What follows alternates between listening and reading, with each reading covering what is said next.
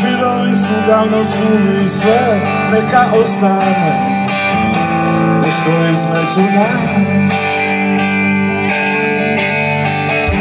Ako ove noći ne zaspim i bez poljuca te ostavim, nije zato što te ne volim.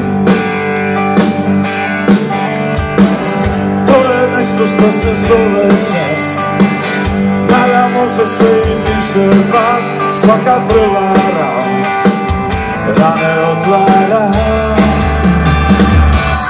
Ako ti još jednom oprosti, što li će od mene ostati?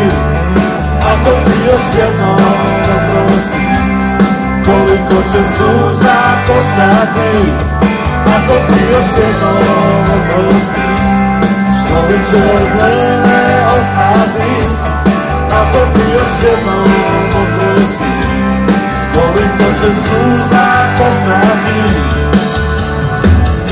Ako ove noći ne zaspim i bez poljuca te ostavim, nije zato što te ne volim. To je nešto jače od mene, reci da je stvar ljubomore, malo do ovoga nema gorega. Ako ti još jednom oprosti, što li će od mene ostati? Ako ti još jednom oprosti, koliko će suza koštati?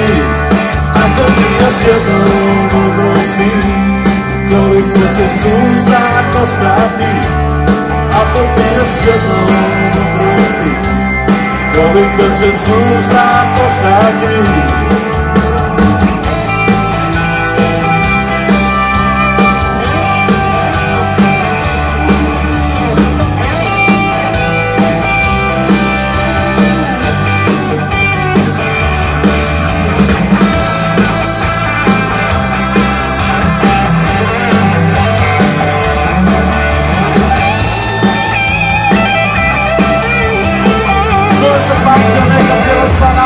Ako ti još jednom oprosti, što li će od mene ostati? Ako ti još jednom oprosti, koliko će suza. Ko za pamtio neka pjeva. Ako ti još jednom oprosti, što li će od mene ostati? Ako ti još jednom oprosti, koliko će suza. Hvala Buda! Ako ti još jednom oprosti, ako ti još jednom oprosti, ako ti još jednom oprosti,